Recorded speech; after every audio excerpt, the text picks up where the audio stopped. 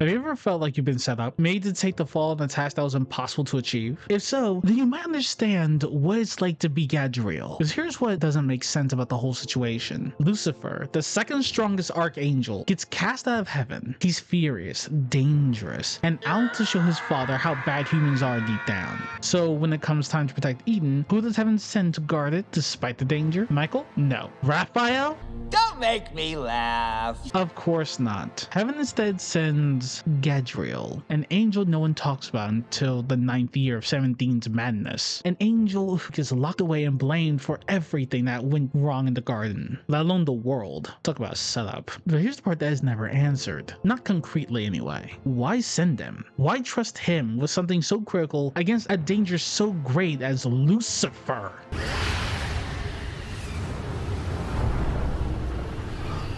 Baby, let's go.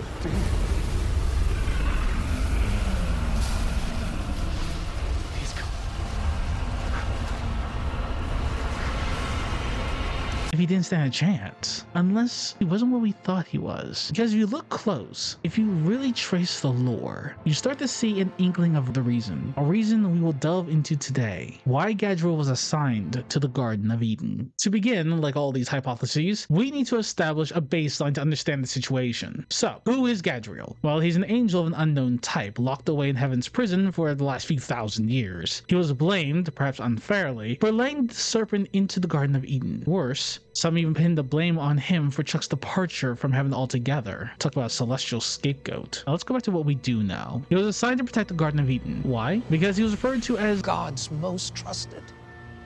That's why he chose you to protect the garden. That's not just a throwaway line. If taken at face value, it means that he may have been more trusted than even the archangels. And that's a serious claim. One that the world never really follows up on. But here's the critical distinction. Gadreel wasn't meant to protect the Garden of Eden from Lucifer. He was just stationed there to protect it from evil in general. Your one task was to keep evil from entering, from befouling his cherished creation, mankind. That one line opens a door to something bigger, because if there was already evil forces in the world before Lucifer's rebellion, then Eden wasn't just a paradise, it was a target. Think of the Shadim, monsters so dangerous God locked them away himself, creatures so evil and dark that he had to seal them away into the depths of hell, inaccessible to all others like the cage. Once again, Chuck's pattern. I will see if there's anything in Jasper that's demoning.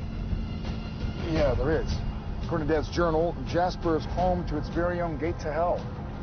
It gets better. Fantastic. According to legend, this particular gate leads to, quote, a place where unimaginable evil emanates from creatures too wicked for the pit to hold. Could Gadreel have been the one fending off these early threats? Possibly. Without hard evidence, that part stays in the realm of speculation. Now, we know the official story. Gadreel was tricked by Lucifer, and he claims that it was a mistake, that it wasn't his fault. The stories about me, they are not true. We don't know what choir he comes from, but it's clearly lower than that of an archangel. So by all logic, if it came to a fight, Gadreel shouldn't have even stood a chance. But here's the twist. Lucifer didn't even fight him. He tricked him. And that choice is very telling. Lucifer was already in open rebellion by then. He had no reason to hold back. He had been cast out. So why bother with the subtlety? Why go through the trouble of deceiving Gadreel, of talking his way in, instead of just forcing his way past them? Well, there are two plausible explanations. The first one is the fact that Lucifer was still trying to sway angels to his side, like he tried to do with Uriel and Castiel in those early days. Maybe he saw Gadreel as someone who could be converted.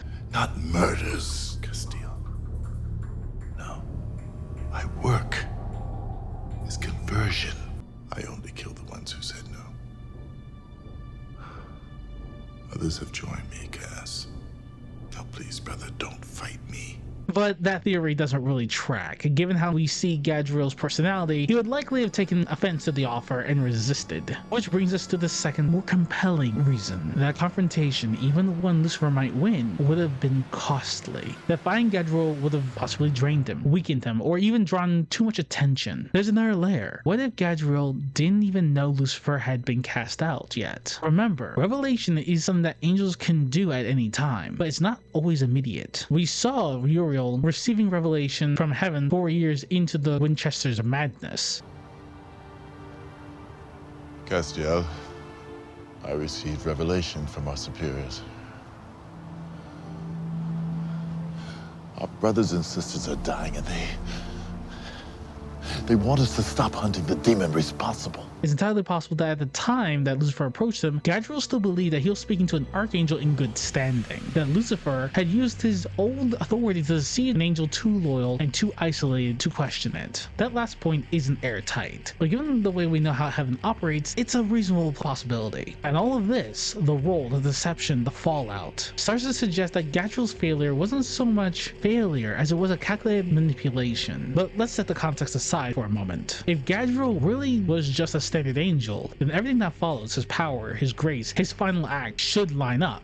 Spoiler, it doesn't. When the angels fell due to Metatron's spell, their wings burned off, their purpose scattered to the winds, Gadreel was among them. But unlike most of the others, he wasn't falling from grace. He was falling from prison. He had spent millennia locked away, being tortured, blamed, and isolated, only to be thrown into the freefall, out of heaven's dungeon straight into a broken world. By the time he landed, Gadreel was weakened, wounded, and disoriented, perhaps even more so than other angels, given the fact that he was tortured for millennia. And yet, immediately after taking a vessel, he heard a prayer from Dean Winchester and answered. He arrived to stop another angel from killing Dean, only to get attacked himself. He barely held on, damaged, exhausted, only surviving because Dean intervened. At first, this paints a pretty straightforward picture, that Gadreel was just another standard angel, nothing special, just another soldier from a shattered host trying to scrape together some purpose. But if only Dean had known the truth. Gadreel used his new identity to possess Sam, not just to save Sam's life, but to heal them both. How will it work?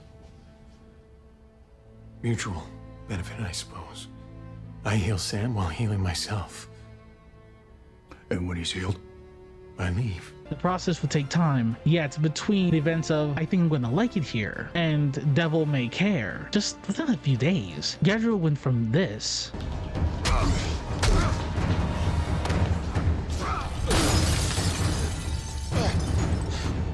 to this.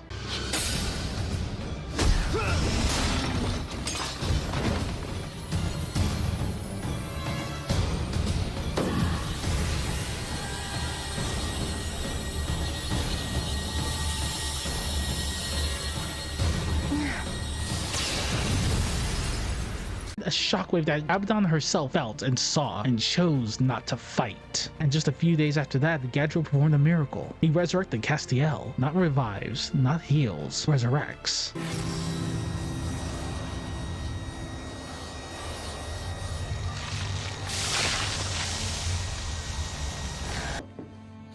Yes, it took a lot out of him, but the implication is staggering. Gadreel was healing Castiel without being at full strength, without heaven's support, and he still did it. And then he does it again. This time when Charlie was killed by the Wicked Witch, Gadreel brought her back to life too.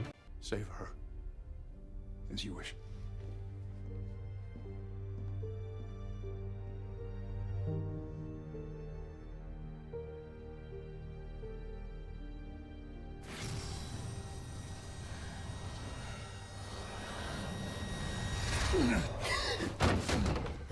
That's no coincidence. That's a pattern. Each time, more and more of his potential leaks through. He doesn't glow with arrogance. He doesn't boast like the other angels. But what shows is terrifying in its quiet certainty. Even while operating below maximum strength, cut off from heaven, Gadreel is able to pull off feats most angels never accomplish, even at full power. But when he does reach full power, groups of angels fall before him. Yes, I know, they're weakened after the fall. But let's not downplay it. Even a cut-off angel still has enough strength to overpower almost anything on Earth. Ghosts, demons, monsters, witches, anything short of an archangel and a leviathan. And Gadreel, he walked in those skirmishes alone, and when he was done, he was the only one left standing. There's a reason Metatron didn't just pick Gadreel at random. He needed someone strong enough to carry out the dirty work, to serve as his enforcer, his hammer, his shield, and someone desperate enough to listen. You were his most trusted, Gadreel. You want to take back your reputation? You want to reclaim the heaven that was? We could do this together. Gadreel wasn't just a foot soldier. He was a powerhouse, a remnant of an older time, a blade that was kept sheathed for far too long. Maybe he was the only one who could bear the shame of Eden, the only one strong enough to live with the weight of that mistake. A mistake that, as Metatron would later say, broke Chuck's heart. It broke his heart to lock you away, you know? Someone had to be blamed. We don't know much about who Gadreel was back then when he stood guard in the garden. All we know are the titles he was branded with after: the original chump, punk-ass holy roller, the sap, the traitor. Heaven's the longest running joke. But when he gains freedom, we don't see a monster. We see an earnest soul, an angel with quiet benevolence, likely shaped by centuries of scorn and isolation. He was obedient. He sought redemption, not revenge, not power. Gadreel didn't turn his back on the world that fell because of his failure. He didn't vanish like Chuck, who abandoned creation for not living up to some unknowable standard. When Gadreel finally took a vessel, his first act was to respond to a prayer with desire to help. Even though he would later insist that letting Lucifer into Eden was a mistake, not truly his fault, you can see it weigh on him. Stories about me, they are not true. His actions carry a heaviness. This isn't a man looking to run from guilt. He was looking to face it, to regain honor, not through vengeance or martyrdom, but through service. But there was one flaw in him that never changed: his trusting nature. The same trust is what let Lucifer slip past him in the garden. It's the same need for redemption, that longing to feel worthy again, that led him straight into Metatron's web. Because for the first time in millennia, someone asked for his help. Someone saw him for what he once was: a warrior, a guardian, one of heaven's strongest and most loyal sons. That desperation to marry again led to terrible things. Don't worry about Dean. Dean will be fine.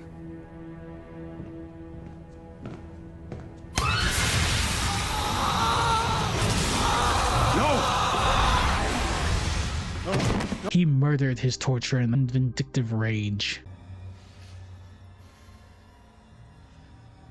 I'm sorry. He threatened to abandon Sam if Castiel returned. Oh boy. Well, what are you going to do about this? About gas? He is a beacon, Dean. Pulling every angel for miles down on our heads. All right, you know what, Zeke, level with me. What is it that you're so afraid of? I told you. When I chose to answer your prayers and heal Sam, I chose sides. That means I'm not in good standing with certain angels. Okay, well, you know what? Cass isn't in good standing with any angel, all right? But here he is, ass on the line, fighting the fight. So tell me, what makes you so special? An act that indirectly led to Castiel's death at the hands of our Reaper. But through all of that, you can see something else awakening in him. Something heaven tried to crush in most angels: emotion. He feels deeply, and that tells us something. That Gadreel probably was never under Naomi's operating table. He was likely locked away before the emotion-stripping program of the host truly began. And it shows. He has a love for humanity, a desire to protect them. And in the end, it's that, not his strength, not his power, not his rank, that defines him. Because Gadreel didn't just rebel. He didn't just change sides. He gave everything.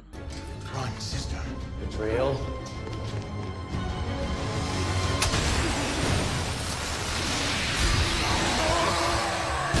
That wasn't orders, that was choice. And in supernatural, choice is the greatest gift God gave his creations. Gadreel didn't fight to be remembered, but if we were being honest, he should be. Because when it all comes down to it, he didn't try to be heaven's hero, he became one. A hero who handed the future, not to the choirs, or to Metatron's new order, but to Castiel, to Dean, to Sam, to people who might be able to fix the mess heaven never could. Now we come to the crux of it, the question we started with. Why was Gadreel chosen to guard the Garden of Eden? He could have done it. Lucifer was second only to Michael. If Gadreel was weak, if he was unimportant, if he posed no threat, then why even bother with the manipulation at all? Because of what Gadreel was. This entire time, we've been uncovering his true nature. Not just his rank, not his reputation, but his role. Gadreel was not an archangel. That much is very clear. But he isn't a regular angel either. He's not a Gregory, not a seraphim. He's something else, a step above the others, with a singular purpose that required trust beyond even what was given to heaven's greatest warriors. Gadreel was a cherubim. No, not those half-joke matchmakers we once saw in the 5th year. Shut the fuck up!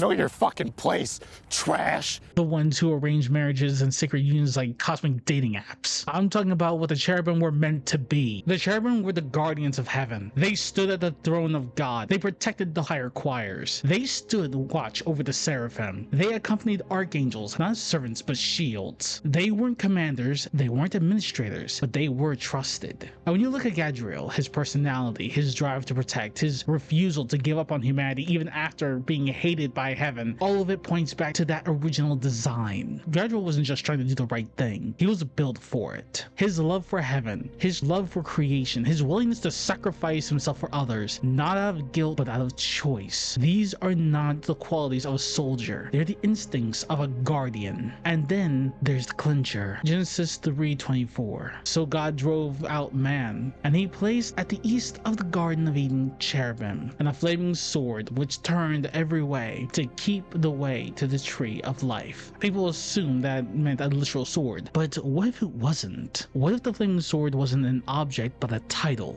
a role, a designation for one angel strong enough, trusted enough to guard Eden from evil, even before Lucifer's fall? What if he was the flaming sword, the fire that guarded the garden, the edge that turned every way, the protector of innocence? Even after his imprisonment, even after everything that had been taken from him, that fire never truly went out. He carried it still in every act of healing, in every soul he tried to protect, and even in the way he chose to end his life. Not for heaven's glory, but for the sake of those who had still had a chance to get it right. Gadreel wasn't heaven's joke, he was its greatest tragedy. And if there was any justice in this story at all, he was also its most forgotten hero.